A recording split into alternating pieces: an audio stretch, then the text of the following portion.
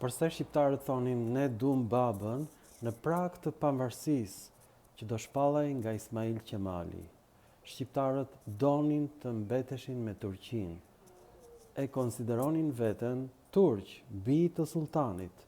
Në fakt, fjala baba në gjuhën shqipe vjen nga turqishtja.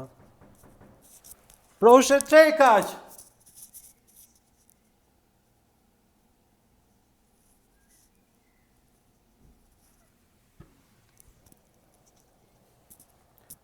Në fakt, fjala baba vjen nga turqishtja, sepse edhe në gjuhën turke, baba i thonë sultanit, baba i thonë dhe krejt familjes. Po nga vjen kjo fjalë, baba? Përse e morëm ne këtë nga turqishtja? Kjo kuptohet në shumës. Në Shqip është babalar, edhe në turqisht është babalar, dhe kjo prapashtesë, lar, ka hyrë në gjuhën shqipe si pjesë e gramatikës turke. Po pse ka hyrë kaq thellë kjo fjalë në Shqip? Si ka mundësi që babai të quhet sultani? Kjo nuk është rastësi. Perandoria turke është zgjeruar me një shpejtësi shumë të madhe. Është e vërtetë që ka dhe fjalë shqipe dhe fjalë helene që kanë hyrë në gjuhën turke. Po si është mundur një gjë e tillë? Ne nuk e kemi pushtuar Turqinë. Turqia u zgjerua kaq shumë për një arsye shumë të thjeshtë. Turqia ka grabitur fëmijët e Ilirisë, edhe të Helladës, për fat keq. Turqit bënin diçka makabre. Rëmbenin fëmijë të vegjël në moshën 5-6 vjeç, i largonin nga familjet e tyre dhe i adoptonin në Anadol. Punonin tokën për 3 vjet dhe mësonin gjuhën turke nga e para dhe dal nga dal haronin gjuhën e tyre amtare. Mirë po, disa fjalë nga gjuha shqipe mbeteshin në kujtesë. Po ashtu edhe disa fjalë nga gjuha helene.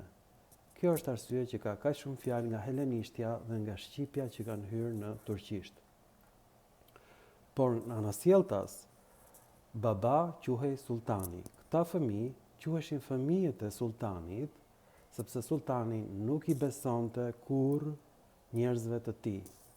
Për fat keq, këtë politik ndoqi dhe Skënderbeu, ose Iskander në turqisht, që do thot njëri fort, një mbetje e emrit Aleksandros, që do thot mbrojtës i fort i njeriut. Pra kjo fjalë është shkurtuar në gjuhën shqipe Iskander dhe u bë emri i Skënderbeut. Beu do thot njeri pasur në turqisht. Dhe tani, të njëjtën gjë që bënte sultani me fëmijët e shqiptarëve, filloi të bënte edhe Skënderbeu. Kjo është arsye që nuk ka asnjë dokument shqip nga Skënderbeu, sepse të gjithë dokumentat që ai përgatiste me sekretarin e tij Nino nga Serbia ishin në gjuhën serbe. Të gjitha letrat që ai ka dërguar njerëzve të shquar, aristokratëve dhe mbretërve europian ishin në gjuhën serbe.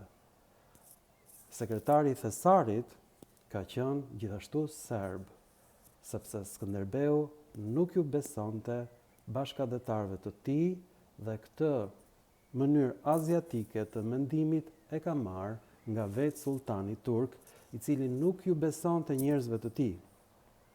Ai u besonte pikërisht këtyre fëmijëve të rëmbyer që e quanin baba. Këta fëmijë morën emrin i Jeniçer, hanin nga një kazan i përbashkët, kishin të njëjtin status të përbashkët në shoqëri, jetimët e Shqipërisë janë jetimët dhe jeniçerët e Turqisë. Dhe këto jeniçer, kur pastaj merrin toka për shpërblim, jo vetëm në Shqipëri, por dhe në Kosovë dhe në Maqedoni, këta janë shqiptarët e sotëm dhe jo i lirë të lashtë.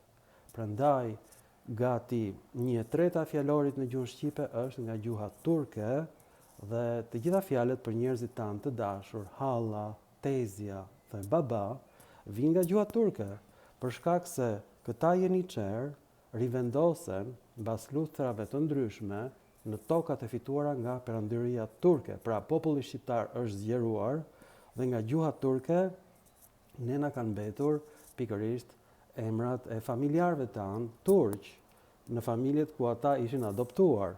Halla ishte hall turke në Anadol, tezja ishte tez turke në Anadol dhe baba ishte sultani në Anadol, të dashur turko-shqiptar. Dhe unë këtë film mendoja se do të ishte filmi i fundit, po e nxjerr tani për shkak se ne jemi bërë me një baba të dytë nga Turqia. Dhe pushtimi turk në tekstet shqiptare është cilësuar si administrim dhe jo pushtim. Se si në administruan e Turqit, po e mësoni tani. Kjo është arsyeja që ne kemi fjalën baba. Baba ynë ka qenë sultani në periudhën e mesjetës dhe baba ynë i dytë është pikërisht sultani në Ankara, të dashur jeniçerë të sultanit. Ju falenderoj për vëmendjen dhe mirupafshim në filma të tjerë shkencor.